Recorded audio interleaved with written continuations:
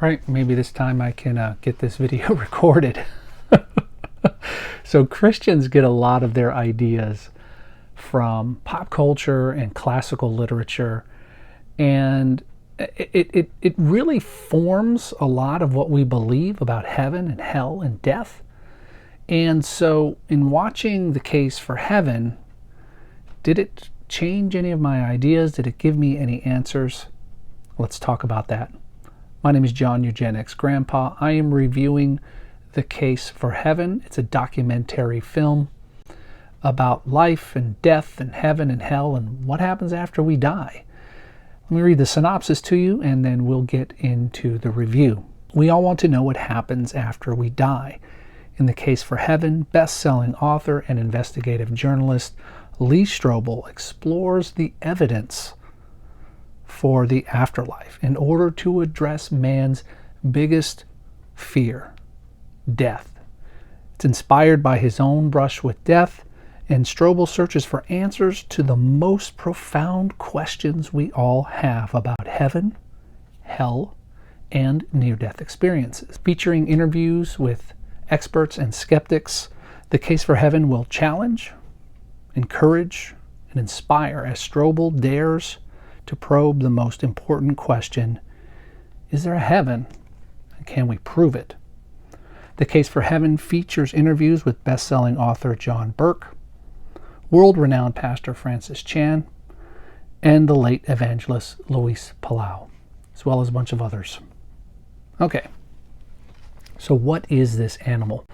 So normally I talk about story and characters and themes and execution and the appeal of it. There is a story that runs through this film, but it's not your typical story, right? There's kind of this tale that is woven throughout, and it's wrapped around Strobel's own testimony, not only regarding his conversion, but also his brush with death. And that, unfortunately, I think it's unfortunate that it takes up about 20% of the film. And it leaves us with little time to actually explore any answers. Now, don't get me wrong. Strobel's story is compelling. But along with that, there's kind of this meta-narrative that the director took, which is fascinating to kind of get a behind-the-scenes look while you're watching the movie. They spent time talking about how they made the movie and how they made their decisions and things like that. And I just feel like that was a good use of the time that they had for what they were trying to do. Now, as far as characters go, of course, there's no characters. People are interviewed, and the people they interview are compelling.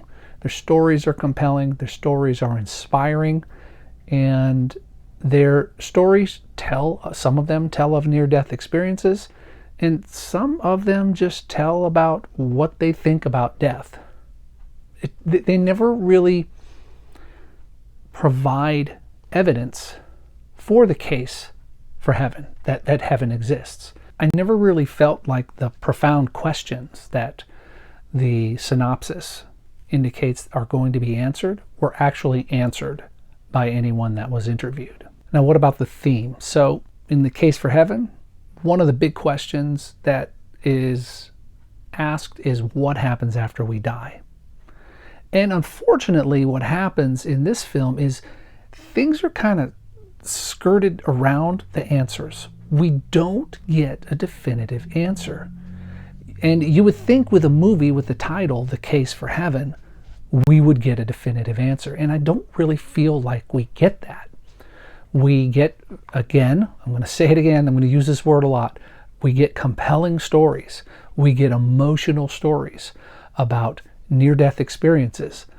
But, we don't really get answers. In fact, I was left with more questions. While I think that the themes in the movie will inspire people to pursue more, I really felt like because of the synopsis and the trailer, that questions were actually going to be answered that weren't. So let's talk about the execution of the movie itself. There is beautiful music, beautiful scenery, beautiful settings, Manny Sandoval does a great job directing the film, doing the interviews, and really drawing out of people the emotion involved around talking about death and heaven and hell. And it really is a beautiful film. It is an inspiring film. But again, where things are lacking is in right at the end with the execution. It's almost as if you're going for a road trip and you're almost there. It's just around the bend and the car runs out of gas. If you want to watch an inspiring movie, if you want to hear stories that will inspire you, this is a great movie for you. But if you want a movie that's going to give you answers, this isn't the movie for you.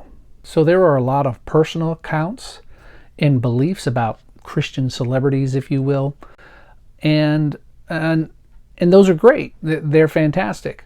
But we don't get to the first description of an NDE until nearly 30 minutes into the movie, and I felt like there was a little bit too much time to set up the idea without then providing an opportunity to actually talk about near-death experiences. So who is this movie for?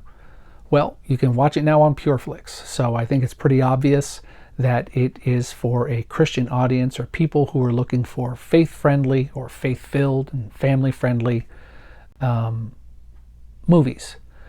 It's a documentary, so if you are looking for a raucous time, you're not going to get that out of here. But if you're looking for some insight into the lives of some people who've had some near-death experiences, if you're looking for some insight into people who have explored what death is like, this is a great movie, and I think it'll appeal to you. But again, I have to say, if you're looking for answers, I don't think you're going to get them from this film. I'm really of two minds about it. The craft of the movie is great. It's so beautifully done. The music is wonderful. There's a great scene in there where someone creates this just crescendo of sound from recordings of sounds from space, and it's just a wonderfully shot, filmed, and scored movie, but it just kind of misses, I feel like it misses the point. It almost feels like the whole point of the movie is to get you to buy the book. So this has been my review of The Case for Heaven. My name's John, your Gen X Grandpa. Thanks for watching. Bye.